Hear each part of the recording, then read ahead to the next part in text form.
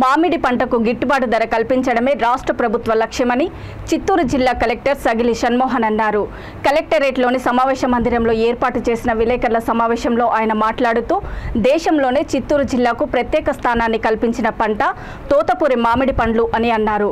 మామిడి పంటల సీజన్ ప్రారంభమైన నేపథ్యంలో రైతులు ఎదుర్కొంటున్న సమస్యలకు పరిష్కారం చూపడానికి తగిన చర్యలు చేపడుతున్నట్లు తెలిపారు.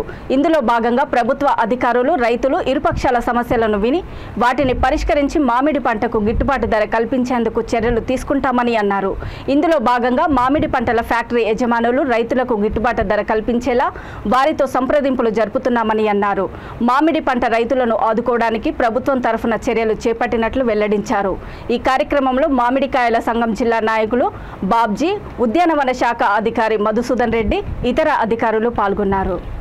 అందరూ ఓపిక్గా పండు మెచ్యూరిటీ వచ్చిన తర్వాతనే వాటిని ఫ్యాక్టరీ వాళ్ళు ఉపయోగించగలిగే స్టేజ్లో గుడ్ క్వాలిటీ వచ్చేటట్టుగా తీసుకొచ్చే బాధ్యత మీది, రేట్ ఇచ్చే బాధ్యత వాళ్ళది.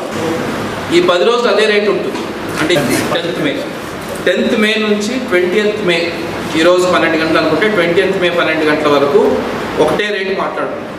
సో అందరం మాట్లాడుకొని 19 రూపాయలు అనుకుందాం. 19 రూపాయలు at the delivery good size ఉన్న మెచ్యూరిటీ ఉన్న గుడ్ క్వాలిటీ మ్యాంగోకి ఫ్యాక్టరీ గేట్ దగ్గర 19 రూపాయలు. ఇది మా వైపు నుంచి మేము అందరం మాట్లాడుకున్న ప్రైస్. గవర్నమెంట్ వైపు నుంచి అంటే కలెక్టర్ ఆధ్వర్యంలో బోత్ ట్రేడర్స్ అండ్ రైతులు మాట్లాడుకుని అనుకున్న ప్రైస్.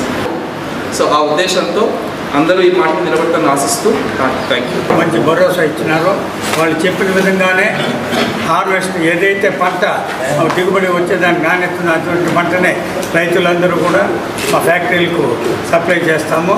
మన కలెక్టర్ గారు చెప్పిన నిబంధనలకు అందరూ లోబడే మేము తప్పకుండా అదే మనం చేసుకుంటాము. మాకు రైతులకు భరోసా ఇచ్చిన కలెక్టర్ గారికి ధన్యవాదాలు తెలుపుకుంటున్నాను.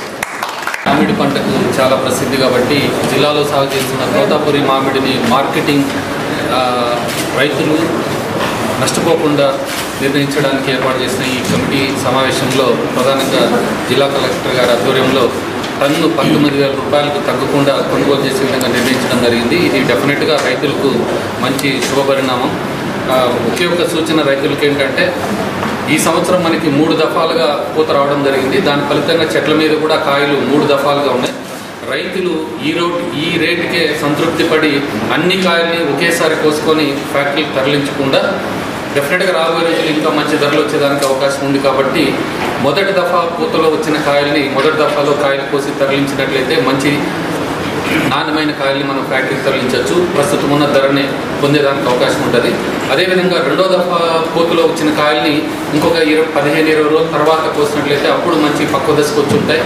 ఆ దశలో ధరలు కూడా పెరిగేదానికి అవకాశం ఉంది. కాబట్టి అదేవిధంగా మూడో దఫా కాయలు కోసినప్పటికంటే జూలై నెలలో 2-3 వారాల్లో కోసేదానికి అనుకూలంగా పంట ఉంది. దాని ఫలితంగా జూలై నెలలో ఇంకా మంచి ధరలు పొందేదానికి అవకాశం ఉంది. కాబట్టి ఈ 3 దశల్లో ధరలు మనం కంపేర్ చేసుకున్నట్లయితే యావరేజ్ మీద రైతులకు డెఫినెట్గా తక్కువ దిగుబడి వచ్చిన మంచి ఆదాయం వచ్చేదానికి అవకాశం ఉంది. దాని కొరకే అందరూ రైతు భరోసా కేంద్రం సిబ్బందిని అంతటినీ కూడా రైతులకు ఈ దఫాలుగా కోత కోసే విషయం మీద పూర్తి స్థాయిలో అవగాహన కల్పించి రైతుల్ని మోటివేట్ చేసే విధంగా ఉద్యాన శాఖ చర్యలు తీసుకుంటుంది. దాన్ని రైతులు ఆచరించినట్లయితే డెఫినెట్గా గతంలో కంటే కూడా మంచి నాణ్యమైన పళ్ళని మన ఫ్యాక్టరీలు సరఫరా చేయవచ్చు. దానివల్ల వాళ్ళు లాభపడతారు. రెండోది మనకు కూడా మంచి దిగుబడితో పాటు మంచి మార్కెట్ ధర పొందేదానికి అవకాశం ఉంది.